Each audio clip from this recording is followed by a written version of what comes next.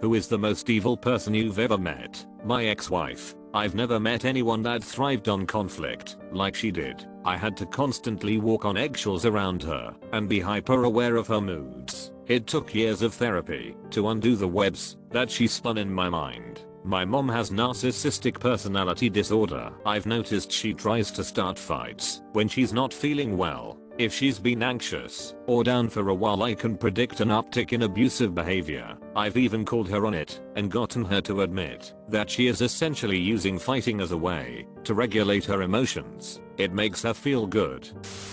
A South African ex-police officer. He boasted about killing suspects by dropping them out of helicopters over the sea or shooting them point blank when they were caught instead of arresting them. My former friend's mom.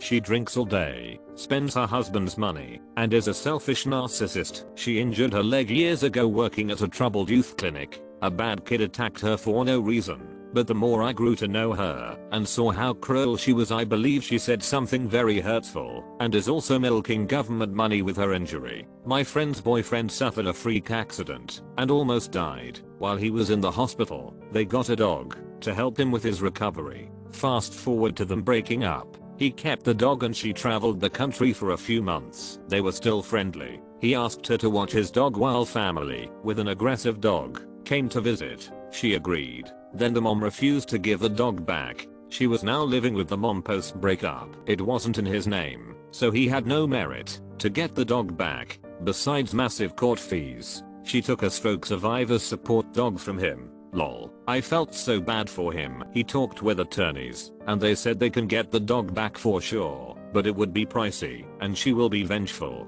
He ended up having to get another dog. Ronnie Lee Gardner. He killed a bartender in a robbery gone wrong, then had his girlfriend sneak a gun into a courthouse and shot and killed an attorney. I was a court security officer during one of his death penalty appeals. I didn't technically meet him, but was in court with him. That man just radiated evil. My brother. He has been hurting his girlfriends and gaslighting them since he was 15. They come to me when they're fully broken because he's told them I'm wealthy and a monster and out to get him. So they think I can help. I get to hear about how he hurts them and threatens them. My parents covered for him for years, but now they're both gone. He's been accused of it on Twitter. He's TikTok and Twitter famous, and he just turns around and says that he was the victim. Though I know it's not true, he continually tries to contact me. The most evil person I ever encountered was a nurse assigned to the oncology floor at the Valley Hospital in Ridgewood, New Jersey. My recently departed wife was being treated for leukemia, and she was unfortunate to be one of her patients. My wife also had pulmonary fibrosis, experienced difficulties with breathing for years and years, and had irregular blood oxygen levels. This nurse came on duty, administered medication, took vitals and placed a blood oxygen measuring device on my wife's finger. This nurse told my wife what her temperature and blood pressure was, but refused to tell my wife the blood oxygen level, and began administering oxygen. Having pulmonary fibrosis for many years, my wife understood blood oxygen levels. There were a nasal cannula and an oxygen mask available, and the nurse chose the oxygen mask. My wife pulled the mask away and politely asked what her blood oxygen level was. The nurse told my wife to shut up, climbed onto the bed, knelt on her, forced the mask on her face, and pinned my wife's arms beneath her knees. I had to run to the nurses station to get help. Nurses at the Valley Hospital in Ridgewood, NJ are walking piles of garbage. They saw her kneeling on my wife, but each denied seeing it. Working in a prison several years ago, I met a lot of men who might be considered evil to you, but the fact is very few are inherently evil. But one young man was so manipulative and calculating, his family stopped being his victim. When I first met him, I thought he was a funny, if misguided young man with potential for being released and never coming back. I placed him in appropriate rehabilitative programs that he completed with high reviews, but like most people who were fooled by this guy, it was his ability to say what you wanted to hear and not true change that he mastered. Originally incarcerated for drug offenses and armed robbery of his younger brother's business, The completion of a certain intensive cognitive behavioral therapy program knocked 2 years from his time to serve. No one in his immediate family would have him stay with them. But in the state where I was working at the time, an offender could not be released without approved residence. It could be a spot on someone's floor, but it had to be approved. This is getting long, so let's fast forward. The man's elderly grandmother called offering a place to stay. It was ideal, since she had plenty of room and was close to transportation and employment opportunities for him. We spoke by phone a few times to ensure she was ready. But within 2 weeks' time he violated parole by using illegal substances, associating with felons, assault against the same brother he had wronged previously, stealing from his grandmother's home and garage, etc., resulting in county jail, and returning to prison. This time he was ineligible for most programs, but of course he blamed me and the system instead of taking responsibility. When his release approached, every member of his family denied him a place to stay, and his poor grandmother was heartbroken that she couldn't trust him. She called begging that we didn't give him her new address and phone number. He has since returned to prison in a neighboring state with a long time before he is eligible for release. Please don't get me wrong. I know many people who were released and have done well with the proper help and determination. But when someone acts against those who love him most, again and again, with little if any remorse, evil plays a part, not as some vile entity, but as a mindset. 1986, I was at a concert, a junior in high school, met a guy near me. We exchanged numbers. He was a little bit older than me, and at the time, I thought that was cool. We talked on the phone. He wrote letters. He started to pressure me to get together. He set up a whale watching trip, hours away from where I lived. It was already feeling like too much, too soon, too much pressure. As any good girl, I was raised to be nice, wouldn't want to hurt his feelings or inconvenience him. In the end, my inner voice was telling me to not go, so I backed out. To say that he went ballistic is an understatement. He was the first person to call me bad words for leading him on. I told him I didn't feel comfortable going so far away. I felt like his date was isolating, and that I wasn't ready to do that. He harassed me by phone and by letter for months. I was too scared to tell my parents, because I had been warned not to give out my phone number. I was scared he was going to come hurt me. I felt like I dodged a bullet and that, if I had gone, something would have happened to me. I'm sure that he has hurt people in his lifetime. I threw away all his letters, so I don't know his name. It's a toss-up between my ex-husband and my mother-in-law. Both are truly just not good people. My ex is a liar and an abuser. His current wife is leaving him and says to their daughter that she now knows and understands what I was trying to tell her years ago. He has no regard for anyone. Their daughter has come out as gay. She's 16, so he's not even spoken to her in a month. Daughter says there are many times the police should have been called on him. He's one of those ones that'll hit the wall next to you, leaving holes, shake you, and say it didn't happen, or that you made him do it, or, my favorite, that he loves you so much he got that mad. He's also a cheater for someone white pregnant while we were married. He's got 5 kids across 3 baby moms that we know of. Mother-in-law is hugely manipulative and a bigot. She's terrible.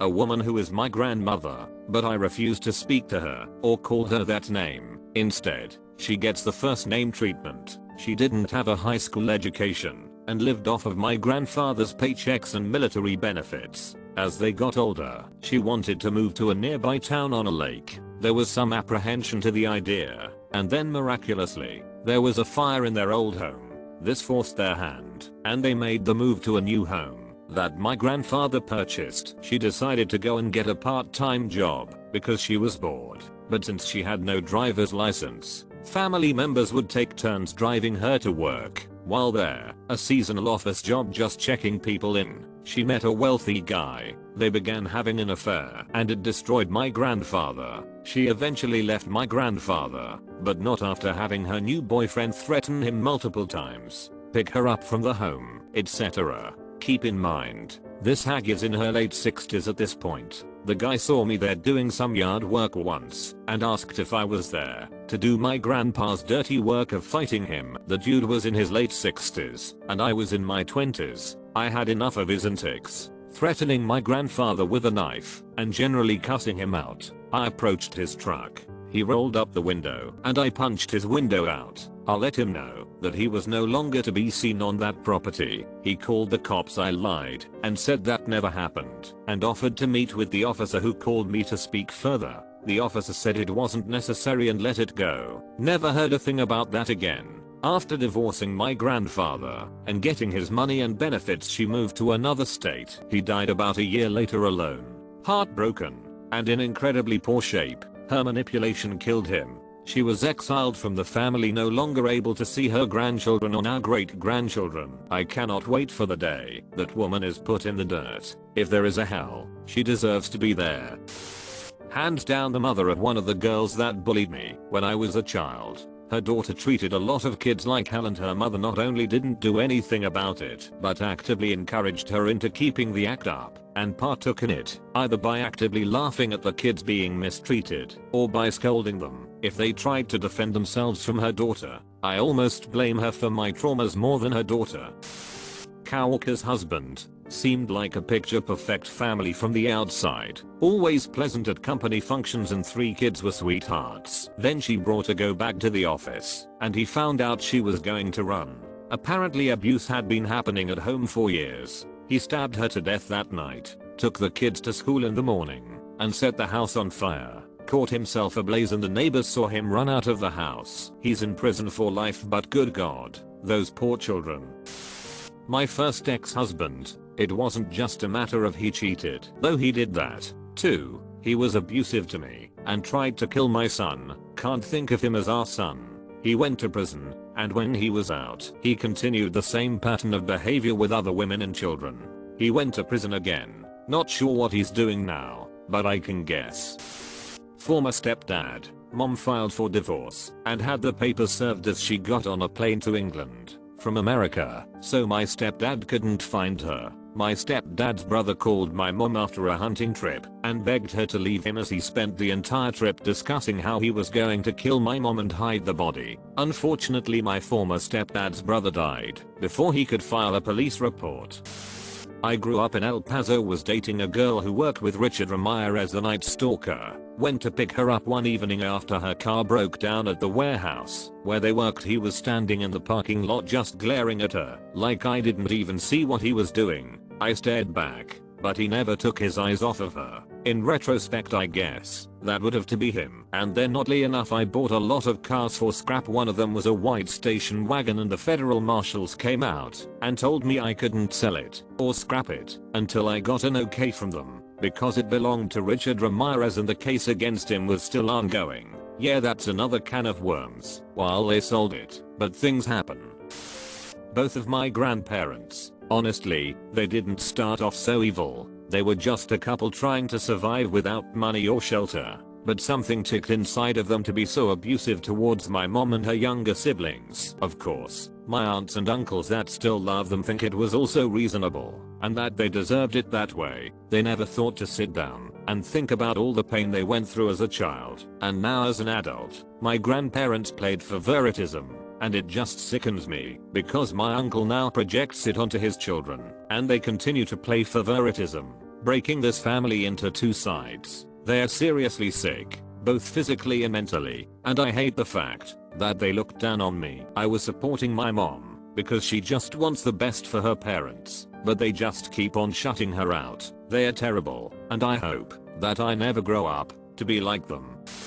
An hour manager at a Chapter 13 trustee's office. She did nothing all month long except payroll twice a month. She was nosy as hell, so she just walked around the office butting into people conversations, bragged that she had $1 million home, was a member of WAC, Washington Athletic Club, yet was overweight, and that her husband was some high-paid lawyer. When I first started, she threatened a coworker that she would never work in Seattle ever again and would ensure that her and her disabled son would starve if she was late or missed work because of him again. That coworker quit that day. She went to lunch and never came back. She pretty much took out the fact that she was in an unhappy marriage on everyone else in the office. She forced her husband into marriage, but he made her sign a prenup that also states they agree to no kids in the marriage, which she wanted. Her husband is on a strict diet and refused to let her do the grocery shopping.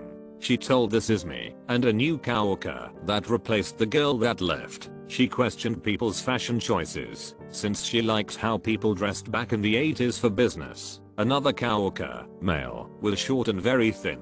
He shopped in the teen boys section of Old Navy. One day he wore shorts he got from there on Causal Friday. She asked him if they were swim shorts. He said no. When he and I walked past her office an hour later, we glanced in and saw she was on Old Navy's website looking for the shorts he was wearing to see if he lied or not. I wore one of those boho tiered skirts from the early 2000s on a Causal Friday and got so many compliments for women in my office and even in the office building. Come Monday morning, because she personally didn't like the style, told me that it was not work appropriate and to never wear it again. After she told me that, I just stared at her for a good minute before she stumbled over her words trying to tell me why it was not appropriate for work. She dismissed the opinions of all the women in the office and would listen to the men in the office. There was 7. She disliked that I refused to tell her what I do outside of work. She was the reason for high turnover and the debt she managed. She tried to get me fired by her boss, who was a Chapter 13 trustee. She got upset over an email that I sent about the quarterly movie day for the office. I read the instructions and sent out the email informing when it was and the choices for the movies and about voting. She was upset that I didn't run it by her first and brought in her boss, so show that I wasn't a team player and being disobedient employee. I showed him the instructions, in which nowhere states that I was to run my email by her before sending it. Plus he got it too and found no issues with tone or anything. He dismissed me from the meeting and asked that I close that door behind me. As soon as I closed it, he let her have it, telling her to stop the petty bullshit of harassment on employees. That's why her department has high turnover rates. There's only 4 PPL in her dep, not including her. After that, she tried to make it her mission to get me fired. She almost refused to let me leave early one day since my dad ended up in the hospital. I overheard her talking to a mailroom coworker that she is worried her 4 years nephew is gay because he likes brush his mom's hair, and that she will make sure to do everything she can make sure he is never becomes gay. She pretty much bullied the other managers except one who wasn't afraid of her and often stood up to her. When she had a day off during the week, my dad threw a little party with food and drinks. When I did leave, I wrote a letter to the trustee explaining I left because of her and the bullying, and even thought the No Fear Act just came out. I felt that she would try to get out of it somehow and say it doesn't apply to our job. I also advised that she will end up being the reason why a lawsuit would be brought against the office.